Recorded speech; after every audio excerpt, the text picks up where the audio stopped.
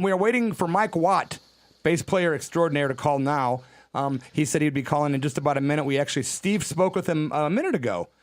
He said he'd be calling in, so we're waiting for the light to start flashing, because as soon as he does, we can throw him on the air. And worst case scenario, we call back. Things happen. Actually, I have something to say, if you don't mind. Go for it. Okay. Ashland Electric Bikes is pleased to be an underwriter of KSKQ. Ashland Electric Bikes has been offering the largest selection of electric-assisted bicycles to Southern Oregon and Northern California for over 9 years now.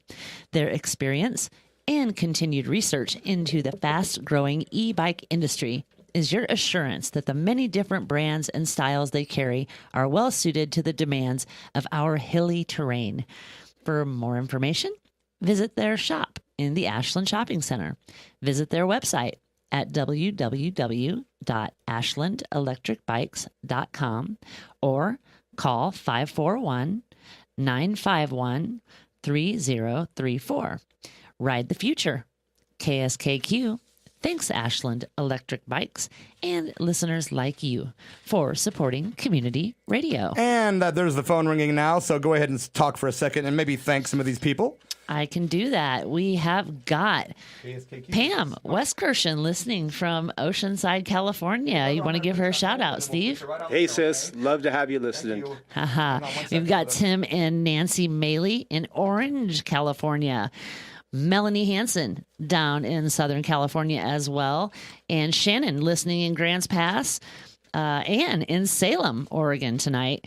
And then Brian Golaher from Vancouver. Way up in Vancouver. Thanks for listening, Brian. And real quickly, also Brenda and Austin down in Brookings, Oregon. Thanks for tuning in. Jerry Robinson, we love you, man.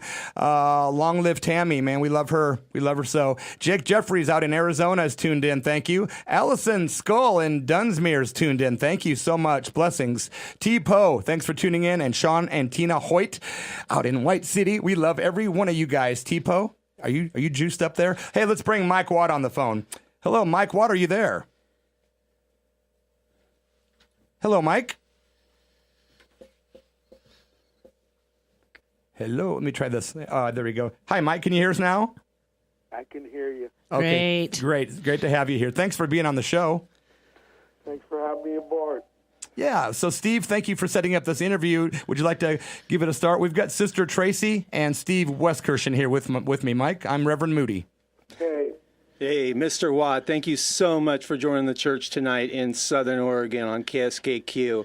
Been a long-time fan ever since my L.A. days and the early punk days, and got lots of fun things to talk about that could go back into the past. Great stories to tell, the historian, musician you are. But what I'd like to talk about first is this tour that you're doing with the Toys That Kill and the Missing Men. And you're coming up north this month. You're going to be here in Southern Oregon dropping in on us, and I am so jazzed about that. New for me. So I've driven by so many times. Driven by but never stopped. North and south. That's where the road gets curvy. Curvy and hilly. And hilly, yeah, absolutely. Beautiful country. Absolutely. But always drove past. Well, we're glad you're making a stop this time. Absolutely. You know, and the guys are really excited too. It's 10 gigs, and it was Tom Watson, the guitar man's idea, because we got invited to do 9 gigs in China. Wow. Tom Watson said, why don't we get good and practice, tight playing in front of people before we go over there. We've never been there, so play good. And at the same time, we get to play alongside another Pedro band called Toys That Kill. And always wanted to do this for many years now. Awesome. Some things came together. That's really cool. Well, I noticed that this time you're with the Missing Men, and the last time I saw you, you were with the Second Men.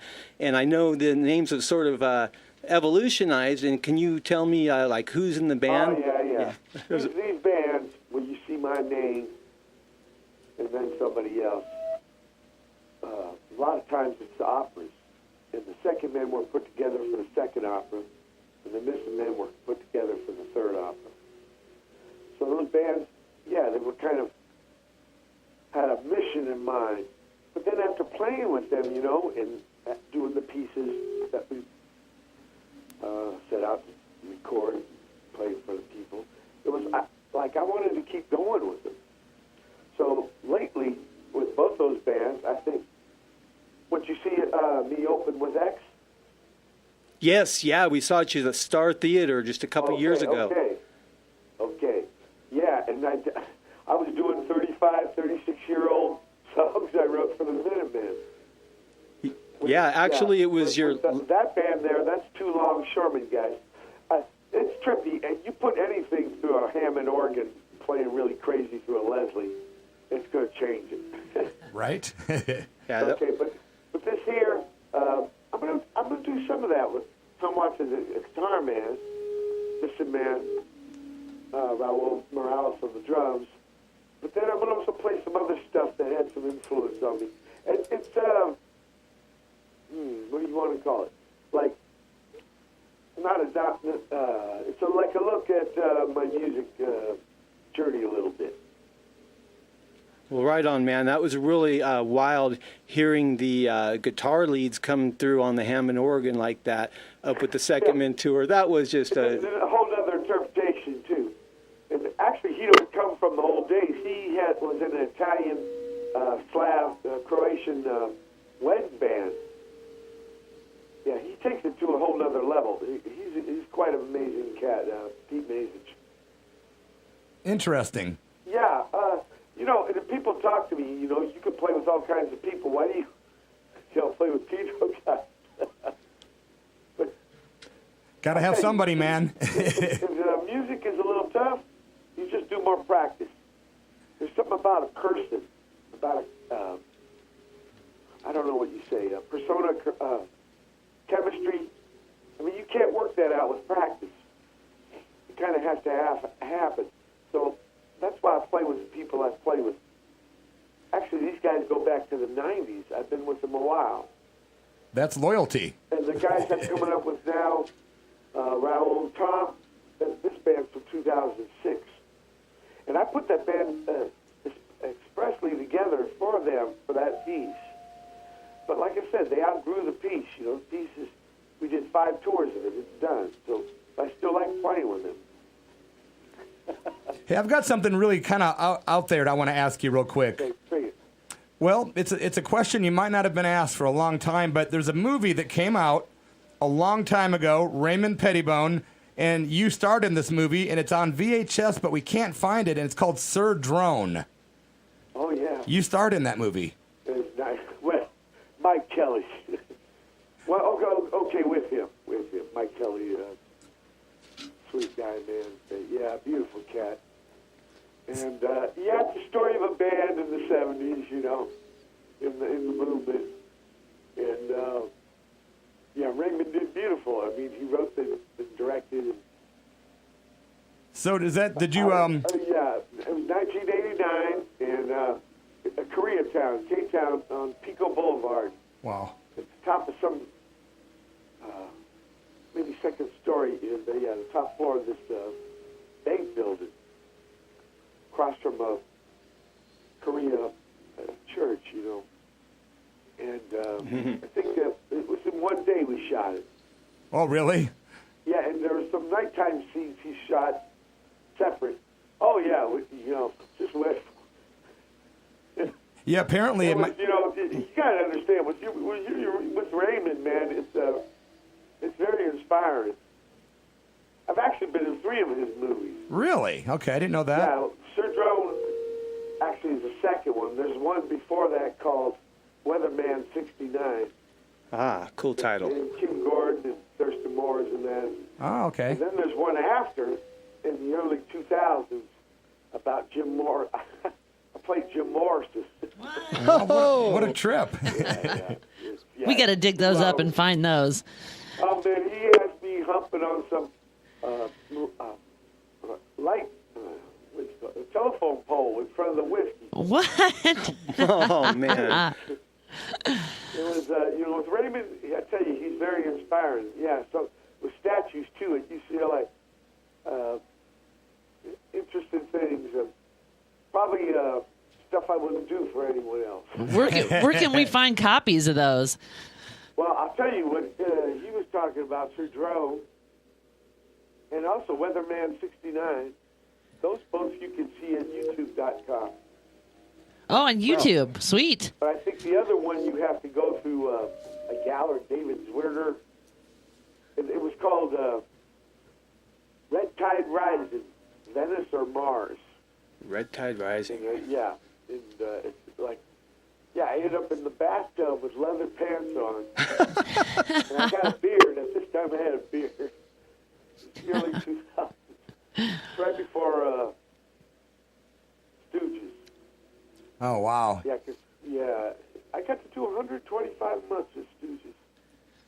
Wow. So how was that Stooges tour? Was that amazing? Tour? No, it was like on 10 and a half years. I mean, it was a mind blow. Well, how was the whole experience? Just mind-blowing? Finally, the youngest guy in the band. Yeah. I actually saw you but it was Stooges music. It was those cats. They were beautiful. And they're very interesting. You know, Ig with culture, Ronnie with history, Scotty with nature, and Steve with politics. James Williams, too. James Williams, too, very kind to me. I just thought I owed them my best notes. Ah, yes. You know, to be there and charge hard, man. And I mean, like if I ever had a nightmare, like totally. Yeah, it's just the gravestone, and all that's written on it is, I want to be buried at sea, but this is a nightmare. And it says on the gravestone, fucked up the Stooges gig, you know, or fucked up the Stooges record, or fucked. Ooh, okay. We don't need to hear that again. I just think to get a call and to be asked, and about our scene and stuff. It was a trip. It was a trip. About that. Hey, Mike, well, you know, since you're talking about stuff from the heart, and I know something that goes deep in your heart and is a part of your soul, and it's something that Reverend Moody... We're gone now, you know? Yeah. You believe that? Yeah, Reverend Moody... But like with D. Boone, you know... Yeah, a lot of guys have gone on. Lesson, but you got to keep on keeping on. Yep. Some trippy. We try to keep them all alive here at the Church of Rock. So. Yeah, that's beautiful. Yeah. Reverend Moody did a great a bio on D. Boone a little earlier. Oh, yeah. He was born in Napa. Oh, so you heard that earlier. Pedro when he was 6. Yeah. Oh, thanks for listening. Was from Pedro. Georgie from Brockton, Massachusetts. I was born in Portsmouth, Virginia. And D. Boone's Napa. That's where his grandma lived. Okay. Napa, California. Now I'm educated. April 1st, 1958. Yeah, but, you know, that's okay, you know. I try, man. Somebody once told me the only thing new is you finding out about it. Oh, that's a good line, yeah. You know, that's happened to me like 50 billion times. Yeah. Well, you know, something that I've always kind of wanted to ask you is that, you know, we don't really bring politics into the church much, but, you know, early in the punk movement, politics had a lot to do with it. The Minutemen had their political statement coming a lot from D. Boone and the Heart. But, you know, nowadays with what's gone on in this last year and this just the craziness of everything going in the political world, a lot of great music and angst comes out of these times. And just kind of wanted to get your viewpoint on what you see may come from all this, or what you're hoping will come from all this, from the arts through all this political stuff going on. Well, you know, being from a Minuteman, I think it should always keep going.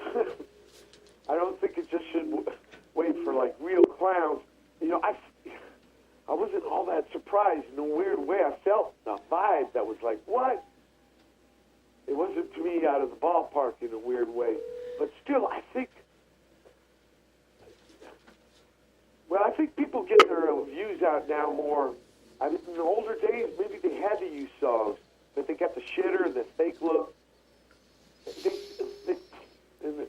not saying that's a good way to really connect, but they get stuff out there, and so they're not counting on it in songs as much, maybe. Oh, okay. But on the other side, I just think the music should always have some kind of village, or what do you call it?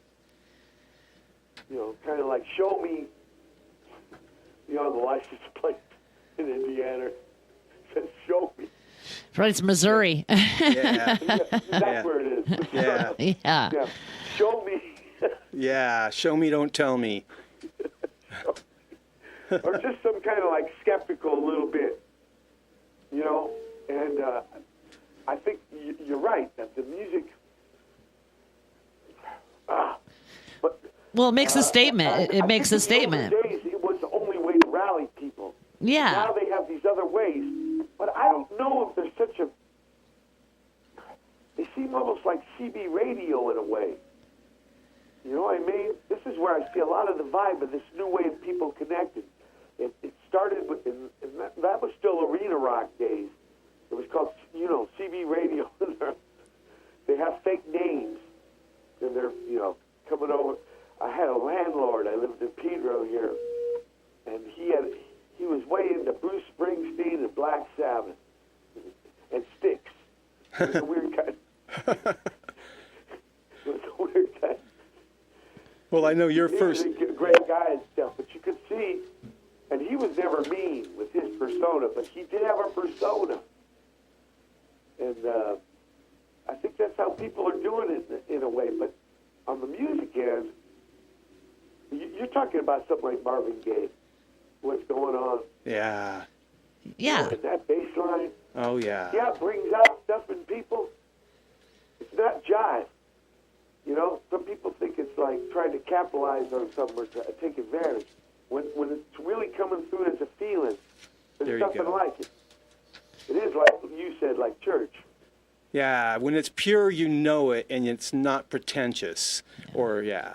Well, and it wakes a lot of people up. A lot of people, you know, especially the younger generation, you know, they look up to, you know, their musical heroes. So if you're talking about, you know, politics or whatever it is, often that's where they get that information from, and you know, bands get them fired up about what's going on, and you know, it encourages people to get involved when their favorite band is talking about what's going on in the world, and you know, so I know, but remember in the older days, maybe the band was the only way. Now they have these other sides, or maybe parallel. sure, but I think it's Yeah, still there's other ways important. to I talk think with each other. I think it's still relevant. Some of it is kind of, oh yeah, and actually, you can hold that, whatever, that artist with the expression responsible. This other thing is kind of, they use, you know, handles, fake names, you know what I mean? There's a lot of bellage that can happen when you don't have to take responsibility. This other way of talking with each other. Yeah. What do they call it? Snark. You know, just bellage. Bellage, yeah. Yeah. It's like maybe stuff you would never say if you were face to face, Exactly. except really Baracho or something. And if you just tuned into the show right now, you're listening to an interview with the legendary Mike Watt, bass player extraordinaire from the Minutemen and much more. This is the Church of Rock. Yeah, and actually, Mike, I've got a question from one of our listeners down in Oceanside, California, from Pam, and she has a question about the song that was actually made famous, or some people don't even know it's a Minutemen song, but it's associated with the movie Jackass, and that is Corona. And I kind of wanted to, she wanted to get your take on how that came to be, what you guys felt about that, and how it took on its own life with that movie and series. Oh, it's a D. Boone song. You wrote it. Okay. Minutemen, Corona. all three of us.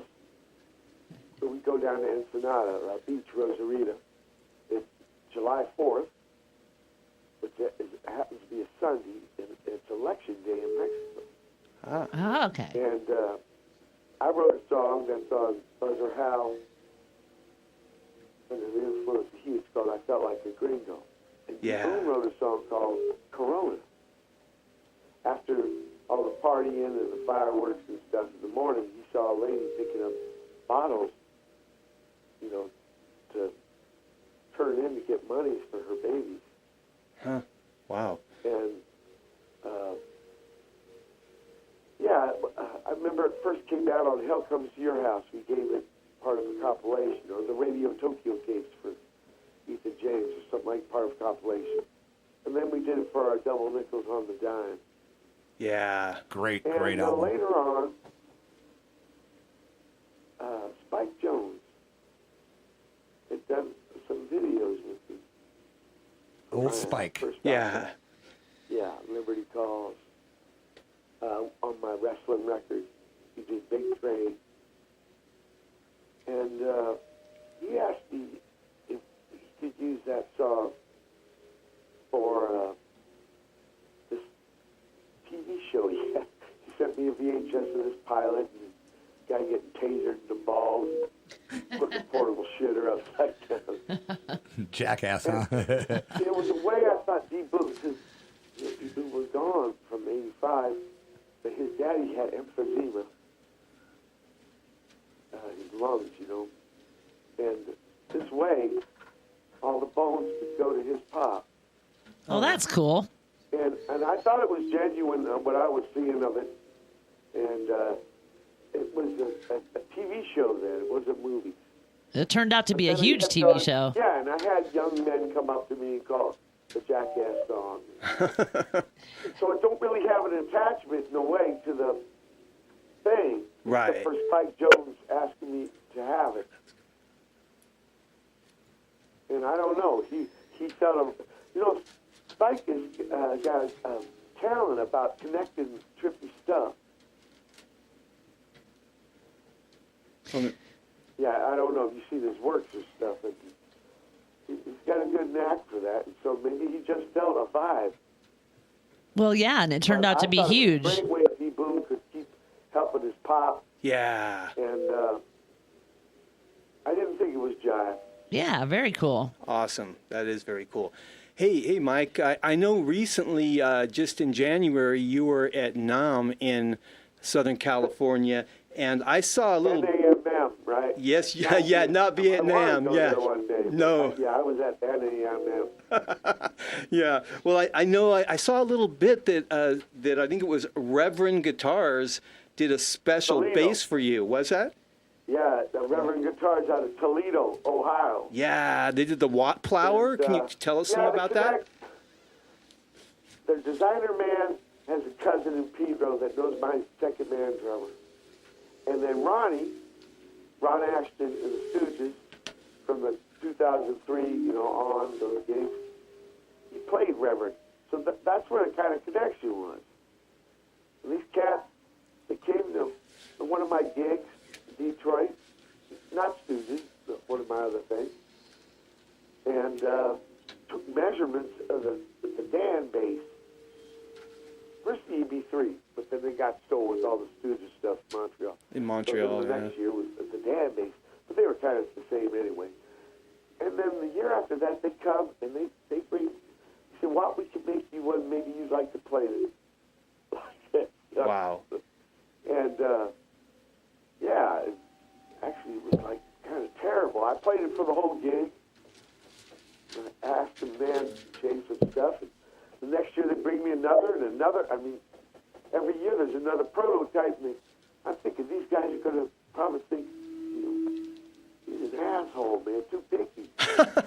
And no, and then last January, so a year ago, I got this orange one, and it was like, whoa, I like playing this one.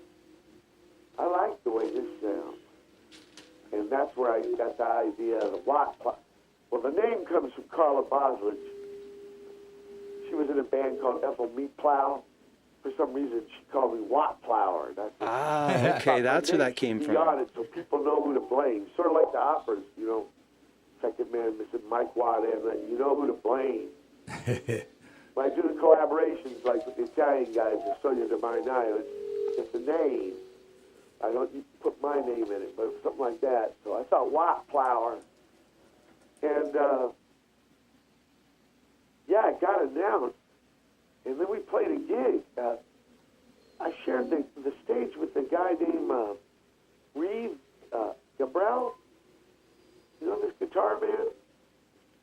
Played with David Bowie for a bunch of years. Not familiar. Yeah, not with that one. Yeah, man, he was kicking up my stuff. He ended up with Jack Bruce, the Creed. Remember Creed? Oh, yeah. Oh, of course. The song called Politician. Okay. A great version. Yeah, I was influenced a lot by Jack Bruce. God, we lost him. What was it? Maybe 2014. Yeah, Yeah. I was in Mobile. I remember getting the news before the gig, man, and feeling so sad. Yeah. And then, have you ever done this? We were talking about YouTube.com, right? Have you ever done this when somebody dies? You watch them singing and playing. This just happened to me last week with John Wetton. I saw him with Roxy Music. Yeah. Isn't it a trip? Yeah, it is a You trip. watch that, and your memories come rushing over. That's nothing that I could ever do when I was a boy. When you heard, but then nobody really passed away. Yeah. You know, I think it's a statistic that this age group, right? Exactly, unfortunately. It's a bummer, man. Well, you know, I'm glad that you're still plowing along and you're coming up to. Yeah. Amen. I didn't try and turn it into a bummer or stuff, but No. I'll tell you, to hear John Wetton play, in some way I was like, and with Roxy Music, right? What a trippy band, Bryan Ferry and Phil Manzanera. It's a trippy thing to be part of music. If you let the freak flag fly, you know what I mean? Yeah, let the freak And like flag we were fly. talking about before, how things are happening in the world, I think, yeah, it means a lot to be in a band and having a say in what's up. Amen. Well, you still got a lot of popularity and a lot of people following you. I just got word today that your Portland show at the Mississippi Studios is sold out. So you are rocking up the coast, and we are so jammed and pleased to hear you here on the Church of Rock. And February I've been 24th. doing a lot at Doug Fur, and somebody said there was this new thing. You know, in the old days, there was only one gig in Portland. It was Satirica. Wow. He boom went through the deck, kept playing. Wow. Well, you know. Up to his armpits. The boss, his name was George. He was exactly like Oops. Carlos Santana. I remember Portland. That's very kind of them. All right. Well, you know, as we speak right now, something you were a part of, Under the Big Black Sun, the book, the audio version of it is up for a Grammy tonight. Not that the Grammys really mean anything to anybody, but it's just an honor that it's going to at least be mentioned. We kind of have to. Doe. Yep, you betcha, John Doe. He was on our show last year. That's what he did. Yeah. He thought, and it was a pretty spread out scene, so he just asked his friends to help with chapters. But I tell you, some pecker editor went and put commas and shit where I never put. That pissed me off a little bit. It had nothing to do with John Doe. Well, you know, Mike, we are really looking forward to seeing you in Medford. What is it, February 24th at the Rocky Tonk? Yeah. And Ever. I wish we could have you on for longer, but thank you so much for obliging us this evening. We're just out of time now. But I just want to add one thing to all the listeners out there. There is so much that this man has to offer. He puts 150% into every chord he jams on. Amen. So you get a chance to see this man, see him play, because he is a legend. And you go on YouTube, Mike, and I can watch for hours and hours of interviews. So anyone who wants more information on Mike Watt, go to YouTube, watch the interviews. Oh, yeah, there's also MikeWatt.com. Yes, visit that. And you do your I do podcast. Store diaries. I'm going to do a diary of this. This is my first time in Medford. We're going to play our brains out. Is it snowing now? No, it's nice out here. Beautiful, beautiful. Okay. Yeah, you do your hoop page. People go to that, read the diary. He does a daily diary of everywhere he goes. 20 years now. It's going on 21. MikeWatt.com. Thank you so much, Mike Watt. We love you, bro. We'll see you when you get to Medford. Thanks for having me aboard. See you soon. Thanks, Mike. Thank you so much, sir. And thanks to you, Steve Weskirchen, for helping us pull that off, brother. Oh, man, so much fun. So much fun to be a part of this and to interview history like that